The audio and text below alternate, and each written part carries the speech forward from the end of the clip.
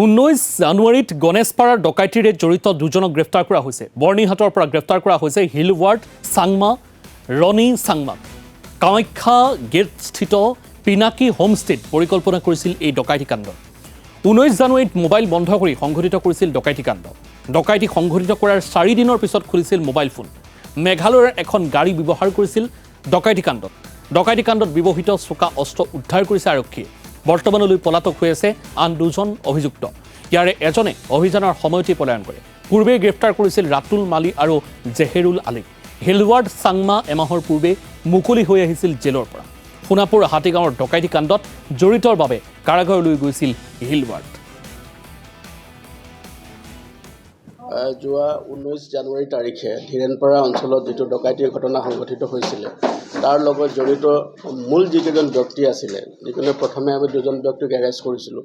তাৰ পাছতে আমি তাৰ লগত জড়িত মূল কেইজন ব্যক্তিক আমি যোৱা নিশা আমি এটা বিশেষ অভিযান চলাই। এই অভিযানটো আমাৰ মেঘালয় বৰ্ণিহাটত চলিছিলে আৰু এই অভিযানটোত আমাৰ তেওঁলোকৰ স্থানীয় আৰক্ষীৰ লগতে কামৰূপ ৰুৰেল কামৰূপৰ আৰক্ষী আৰু STFও সহযোগ কৰিছে আৰু দুজনকৈ মূল ব্যক্তি তেওঁলোকক আমি এৰেষ্ট কৰিবলৈ সক্ষম হৈছিলোঁ।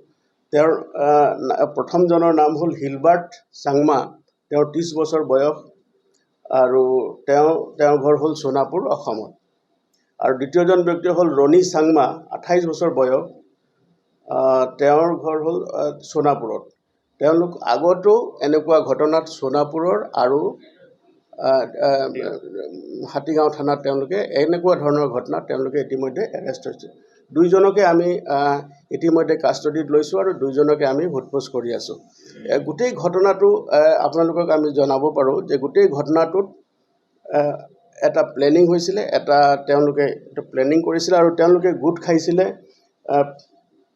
পিনাকিন হোমষ্টে বুলি এটা হোমষ্টে আছে কামাখ্যা গেট দুৰ্গা সৰোবৰ, তাত গোট খাইছিলে আৰু তাত গোট খাই তেওঁলোকে গোটেই বিষয়টো আলোচনা কৰি তেওঁলোকে সেইটো তাত প্লেন কৰিছিলে আৰু প্লেন কৰি তেওঁলোকে ভূটনাথ অঞ্চলত গৈ তেওঁলোকৰ মোবাইলবিলাক বন্ধ কৰিলে আৰু মোবাইলকেইটা বন্ধ কৰি তেওঁলোকে আহি এই ঘটনাটো তেওঁলোকে সংগঠিত কৰিলে আৰু ঘটনাটো সংগঠিত কৰি তেওঁলোকে লগে লগে তেওঁলোকে বৰ্ণিহাট মেঘালয়লৈ তেওঁলোকে গুচি গ'ল আৰু তাৰ পৰাই তেওঁলোকে এতিয়া যেতিয়া আমাৰ তদন্তটো চলি আছে দেখা গৈছে যে চুবুৰীয়া ৰাজ্যৰে এখন গাড়ী তেওঁলোকে ব্যৱহাৰ কৰিছিলে, বগা গাড়ী।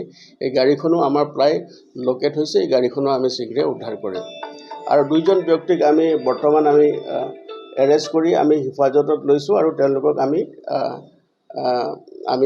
বৰ্তমান জোৰ তদন্ত চলাই আছোঁ, সোধপোছ কৰি আছোঁ। আৰু তদন্তকালত আৰু দেখা গৈছে যে তেওঁলোকক আমি সোধপোছ কৰিছোঁ, তেওঁলোকে আপোনালোকে দেখিছে ফুটেজত যে তেওঁলোকে এটা খুকুৰীৰ নিচিনা এটা চুৰিজাতীয় এটা কটাৰী তেওঁলোকে ব্যৱহাৰ কৰিছিলে আৰু সেইটো আজি পুৱাই আমি উদ্ধাৰ কৰিবলৈ সক্ষম হৈছোঁ। এইটো খানাপাৰা অঞ্চলৰ পৰা আমি উদ্ধাৰ কৰিবলৈ সক্ষম হৈছোঁ আৰু গোটেই ঘটনাটো ফাদিল হৈছে আৰু ইয়াৰ লগতে দুজন জড়িত ব্যক্তি আছে।